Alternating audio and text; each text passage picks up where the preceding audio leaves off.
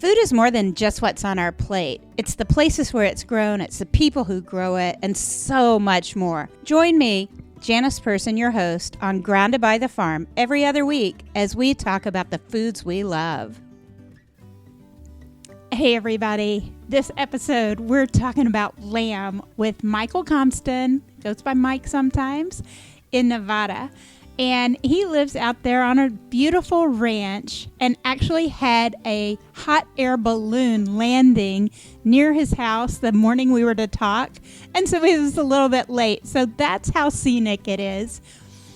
But Mike not only knows that farming and ranching side of things, I always knew he knew a lot about lamb as a meat and have ordered it in a restaurant with him.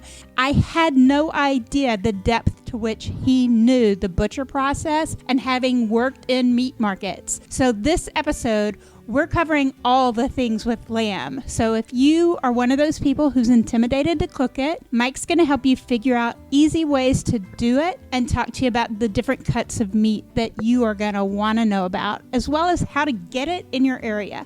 So let's sit back and we're going to start with me not knowing whether he's called a rancher or what. This is one of those rare opportunities. Not very many people have met somebody who's a sheep rancher. Is that what you'd call yourself, Mike? Sheep herder. Sheep herder. All right. So tell me a little bit about the part of Nevada you're in, and as a sheep herder, not a shepherd. Right. What is your day-to-day like on the ranch? Well, we live in Western Nevada, which is close to Lake Tahoe, about 40 miles from there. The sheep that I have are all on pastures, irrigated pastures. All the agriculture in this area is irrigated. Rainfall is less than 7 inches, so you can understand why. Yeah. So I'm guessing it's a gorgeous area. And I think most people in the U.S., probably when we've seen sheep, it's like Ireland. Sure. Like you have these white cliffs of Dovers, but you guys have like the mountain ranges right there all around you.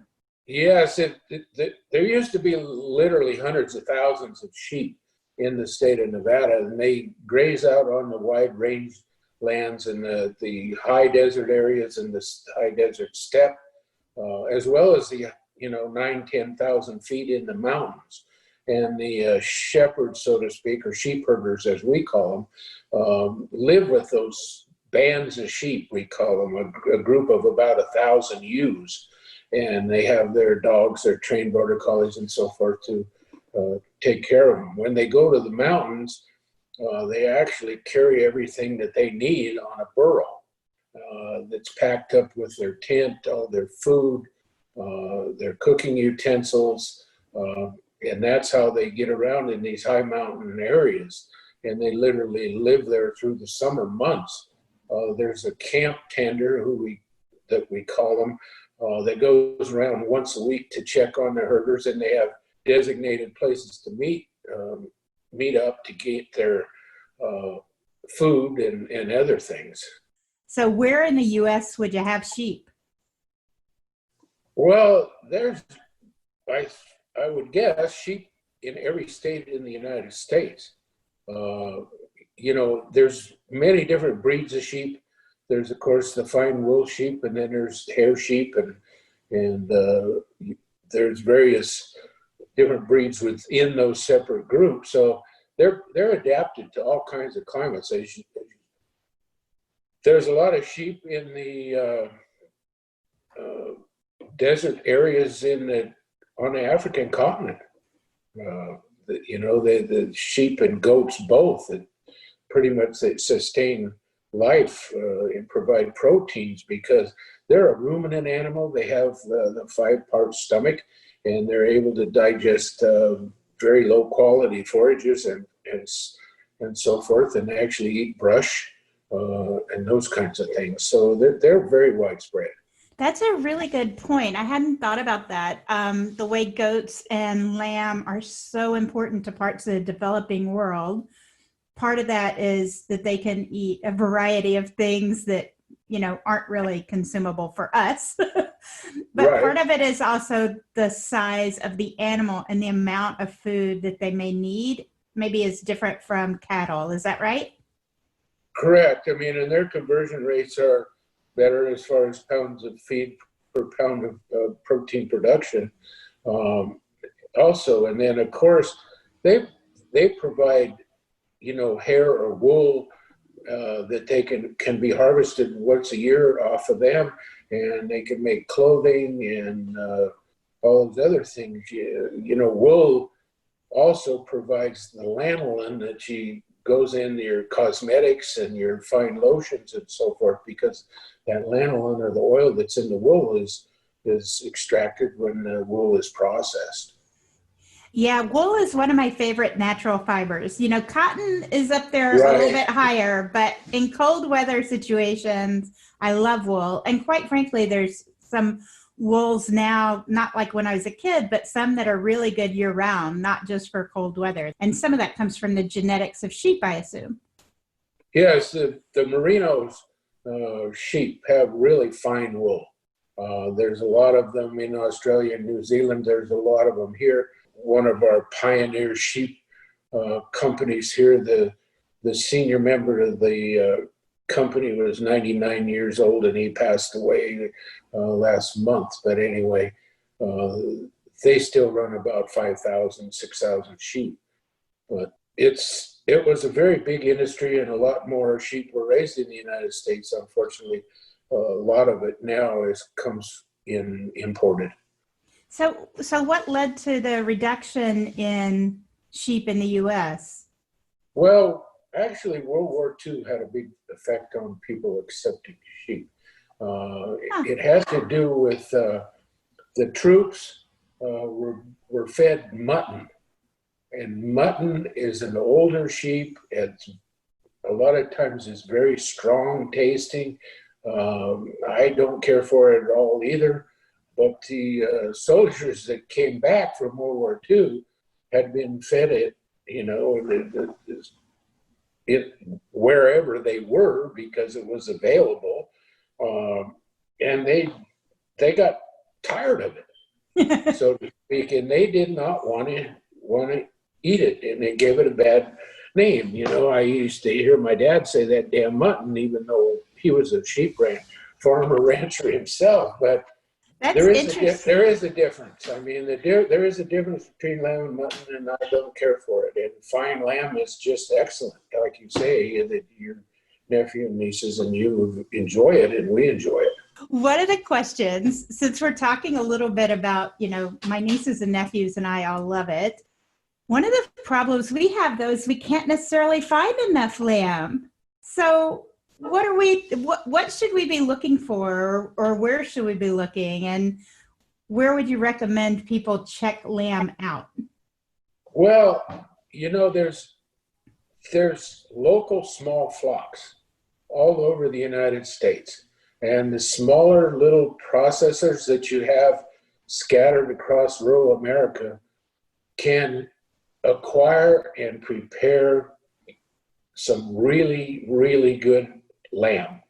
Unfortunately, the large packing houses, which we have fewer all the time, we're just now losing one of the major ones. It's really sad, and most of the lamb nowadays comes from Australia and New Zealand, and say what you want, it's a different product. It is. But domestic lamb, American lamb, you really have to look for it. I mean, we really have to look for it out here, even in the middle of the West, where we have lamb raised, is to find in the regular supermarket environment good American lamb. I can visualize the seal you're talking about for American lamb, because my local grocery offers that fairly often. It may not be there every time, but I can request it. If it's not there, I make a request and more likely to get it. But I do think you've got a good point about these smaller meat markets and butcher shops and what they do with sort of local foods, and that they may have things available. Another place I found it is more and more in the U.S., we have grocery stores that segment out the kinds of offerings they do. And I find Mediterranean related markets or Persian or Saudi Arabian or, anything in the Middle East or the Mediterranean is much more likely to have lamb and have it fresh instead of frozen only. Yes, that's very true. For myself, with a smaller farm flock now, raising a couple hundred lambs a year, that ethnic market, as we call it, the Mideastern market, is a huge, huge. It's probably for goat too, right? Like those two meats. Yeah, I mean, the goat market out here is crazy high. I mean, Janice, it is crazy, crazy high. I mean, what they pay for goats is never in any of us' wildest dreams would we have thought that would happen. Yeah. Well, you think about it, different cultures celebrate with different kinds of foods, right? Right. And a lot of celebrations in some parts of the world include goat or lamb, and they want to make sure they offer that up for their big event. When I was in California, I remember going to a restaurant called Wool Growers. In Stockton, California. I think it was in Los Banos where I was. Yeah, yes, there's one there too. Okay. I went there for my birthday one year. Are there places that are kind of notorious for being really good with it? Because I would assume a place called Wool Growers is considered pretty good. Yes, those restaurants are owned and started with the Basque people. The Basque people were the sheep herders that worked in this country years ago. My wife is Basque, a descendant of that. They are very, very good cooks. When it comes to lamb, they cook every single part of the lamb. We won't get into some of those things, but anyway, they know how to cook it and prepare it well, and they know good lamb.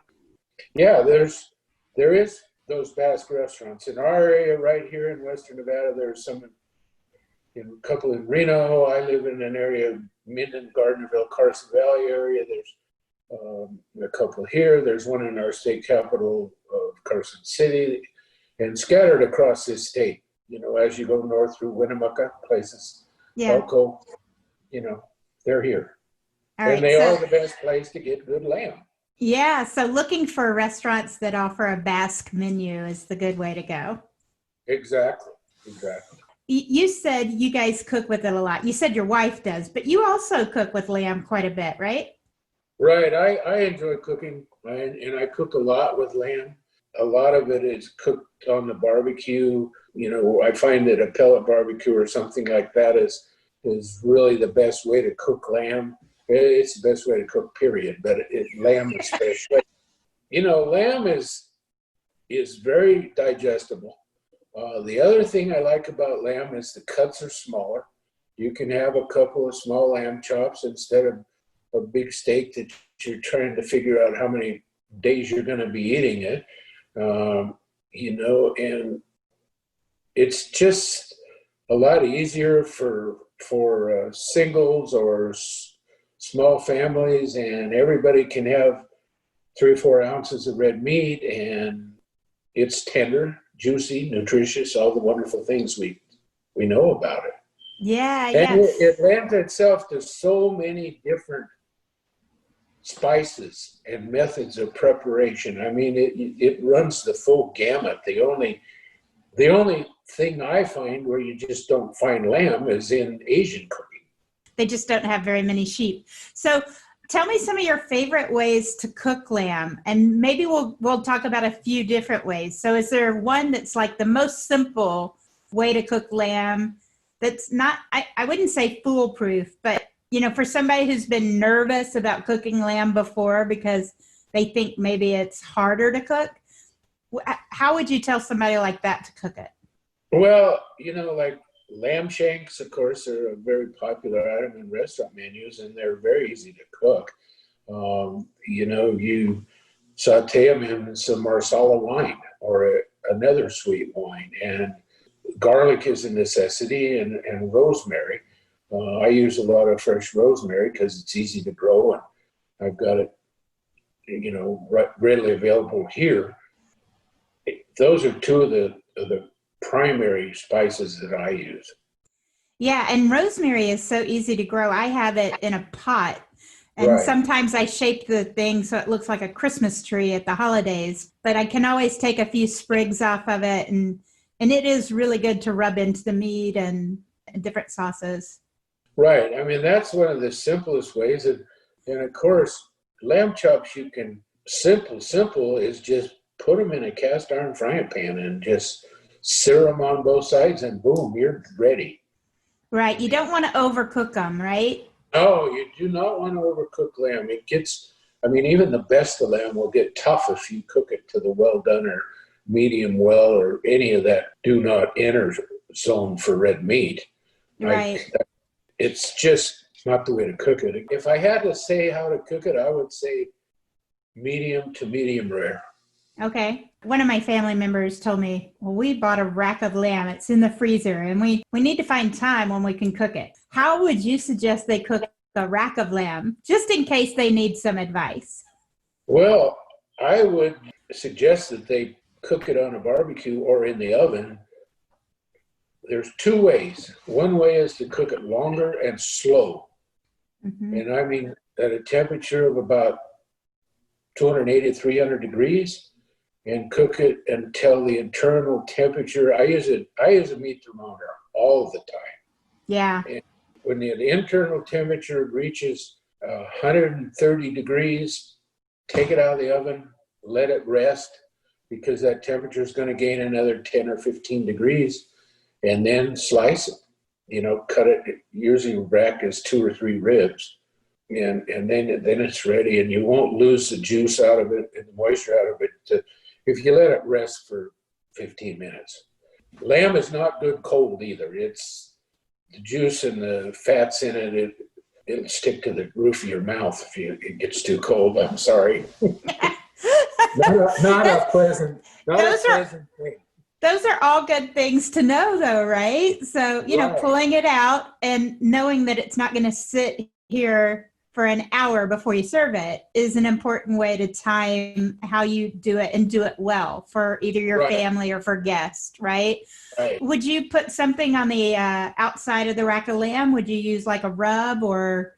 You can use your favorite rub if you've got a barbecue rub or another rub. They're your favorite spices. I've used Cajun rub on it. Really? Yeah, and I like that. I've used just the old mesquite rubs and somebody's favorite barbecue rub, and sometimes just salt or probably the most used spices I have. A little garlic powder and a little pepper. That's it. I don't cook with salt at all.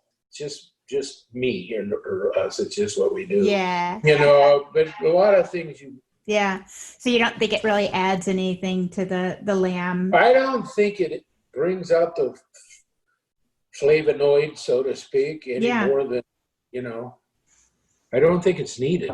Than a good pepper or... The leg of lamb is, as far as I'm concerned, is right up there with prime rib.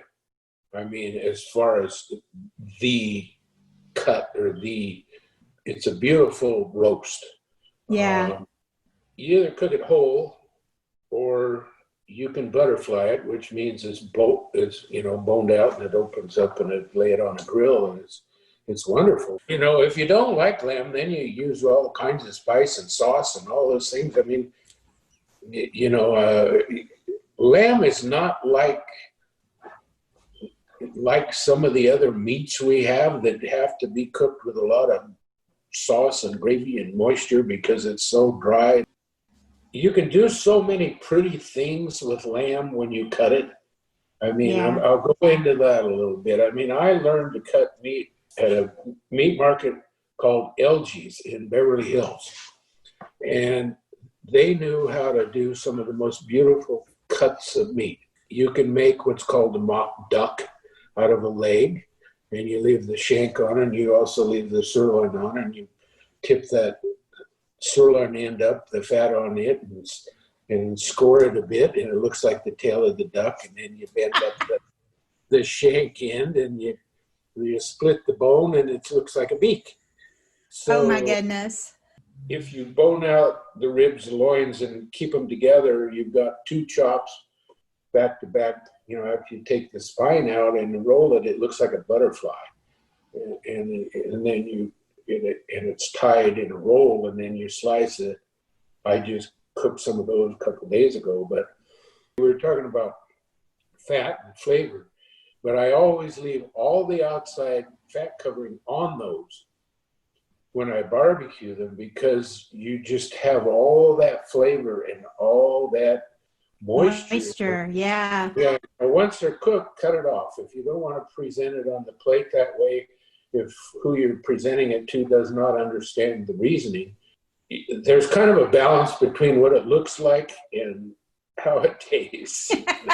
I like that. And I think a lot of us, when you go to the butcher shop and things, if you don't know to look for something that has that fat layer on it, you may think, well, gosh, why did that one's kind of fatty, right? Like it's the mindset. Whereas we go, ooh, that's the flavory and moist kind of meat. Yes. So it's part of that is learning more about cuts of meat and learning more about what you may want. I think there are times when a lean cut may be what you want, but are we making as much use of the entire animal? People only typically see cuts like the shank, the rack of lamb, and chops, and they're not sure what's happening with the rest of the animal.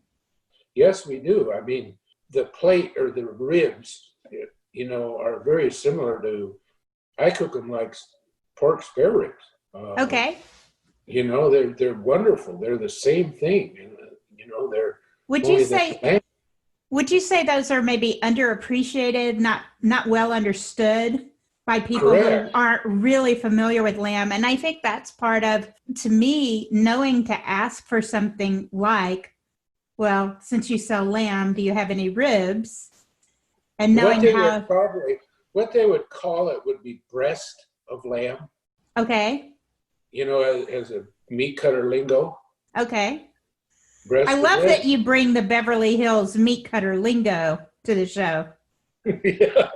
Well, yeah, I mean, there's all wonderful things you can do. And the kebabs, of course, if you want really good kebabs, you use the best cuts of meat. So you use the tenderloin out of a lamb, or the loin. And then you don't have the loin chops and the lamb, the rib chops. I mean, it's an either or, of course. You can't have it all out of the same beast. You can only cut it one time. So you got to choose which way you're going to cut it. Okay. Exactly. And it is so much smaller than cattle, right? You take 120-pound live lamb. Once it's slaughtered and dressed out, you end up with 55 to 60 pounds of dressed carcass weight. Okay. We'd say. If you bone that carcass out and have all boneless cuts, you're going to end up with about 35 to 40 pounds of meat, which will fit in one of these new double, triple door drawer refrigerators that you keep in your house. So essentially you could have one whole lamb purchased from your local locker plant, cut, wrapped, and boned, and not have to go out and buy a big freezer. You can actually put it in that monster refrigerator that you have in your kitchen. That is impressive, because I think, when you look at buying beef, you're looking at a quarter or a half, or, you're looking at like needing extra freezer space. The way you're telling me is, I could easily go in on a lamb myself or with a friend, finding farmers locally who grow. Is there a way people could do that online that you know of? Yeah, there is. I mean, there is 2 or 3 sources here in Western Nevada that, yes, online sales. Right. I actually sell to a person that has that online service. She sells beef, lamb, and pork also, and it's all online, and it's processed at a local locker plant. And she handles all that. I did not want to get into that. I'm not I'm not a salesperson. I'm not good with the public. My patience is very short.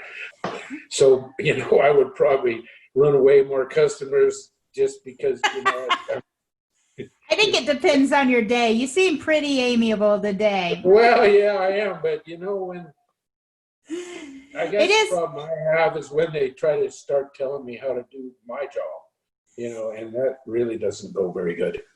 Yeah. The other thing we talk about, you said, well, do we utilize it? Yes, we utilize it. I mean, we have the livers, which are really good if you like liver. The lamb liver is really, really mild and good. Hearts, yes, that's good. It sounds, lamb tongue, those kind of things. I mean, the only thing we really don't use on the lamb is the back. That's it. It's such a bad joke, Mike. Yes, it's bad, but it's true. And the bones, I mean, we talk about boning it out, but like the leg bones are full of marrow, and you can have a butcher split them and broil them, or you can boil for them. like osso buco and things like yes, that. and you boil them and you make rice pilaf to go with your kebabs and all those sort of things. You can make that broth. Yeah. I think it's interesting that we've gotten to a place in food where people want to make sure that the whole animal is being utilized and eaten and not wasted, which is not necessarily the case when I was growing up. Right. People didn't ask those questions, but now people want to go, well, if there's something out there that's not getting used that I should know how to use it, that's fine. Let me know. And I've found more people are interested in learning about these unique cuts of meat just because they've seen them in the store or with the butcher. And they're like, well, I don't know what that is, but I bet I can find a way it's going to be tasty by searching on the internet for recipes or something. The shoulder on lambs, you can cut about 3 blade chops and about 2 round bone shoulder chops off of one shoulder. And then you end up with a small little roast, or preferably would be to just bone it out and use it for stew. It's nice, lean stew meat. The neck, all that muscle along the neck and, that spinal cord and all that is tougher than son of a gun. And neck muscles are generally pretty tough. So you'd want to make a stew or some kind of slow cooking with moisture of some kind. Lamb lends itself very well to, the cheapest red wine you can buy to marinate it for a few hours. Or I like the sweet wines, the Marsalas, some of the other ones also. Yeah. It's kind of what you like, and it goes real well. It really does. Well, on the side of raising sheep, we've talked about cow-calf operations before with people. And am I assuming that sheep are kind of similar? You have ewes that you keep from year to year, and you're raising new sheep that are then sold for the market. Right. Yeah, you've always got the young stock coming in. The young ewes usually breed them at 1 year of age, and they lamb at 2 years of age. It's 145 days, 147 days gestation. Sheep breed seasonally, even more so than cattle. It's very difficult to breed ewes out of season. Their breeding season would be in the fall after they've gone through summer, when the ewes are, had good feed and nutrition all summer, so they're ovulating and September, October. So you're lambing in January, February, March at the earliest. But to breed them in the early part of the summer or early spring, they just do not cycle. Yeah. So the lamb crops come off seasonally, and that's cattle, not so much. I mean, they can. But this is a good time of year to be buying lamb then. Yeah, because you would have just now. Right now, go buy a lot of it. Yeah, well, it is because you've got, that's the age they need to be, 6, 7 months old. I grew up, my mother preferred to have 90-pound live weight lambs, which were small, but boy, are they good. I mean, they're so tender and so mild. And, if I had to recommend 120, 130 pounds is maximum for one of the meat breeds. Yeah. A lot of the lamb you get, especially the stuff that's imported, is all coming off wool breeds. So the primary thing that those sheep are genetically geared toward is fine wool. So meat is actually the byproduct of the wool business. That makes a lot of sense. That the Australian and New Zealand wool products are world leading, right? Right. In the United States, where we have the Suffolk, the Hampshires, the Texels, which are a breed that are very muscular. They're from England primarily. But anyway, there's more muscle mass, more structure. You've got a larger ribeye, so to speak, rather than have a Australian lamb rib chop that has 1 square inch ribeye area. You've got a 2.5 square inch ribeye area on a good meat breed. I love it. I call them lollipop chops. They're one lick and they're done. I have had some lamb chops that were really very small, that it was kind of like, we're going to need extras, folks. One of the questions is, how long do you have ewes? In good pasture conditions, they can be good and productive for 6, 7 years maximum. Okay.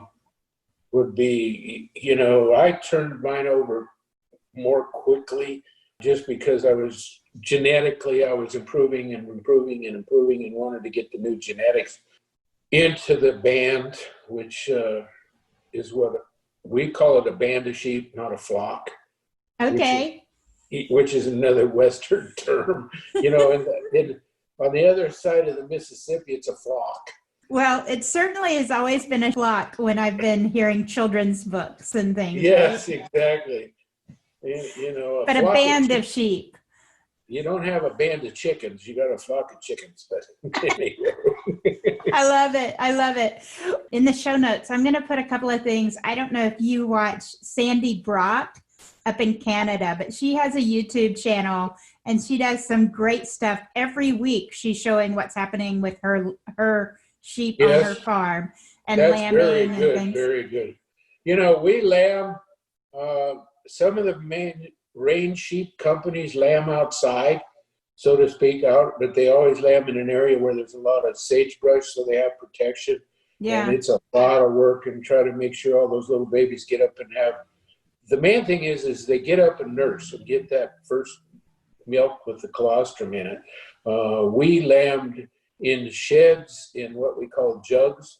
Jugs are small pens, maybe 8x8 or 4x8, and keep them close so that the heat from the ewe is keeping the lambs warm.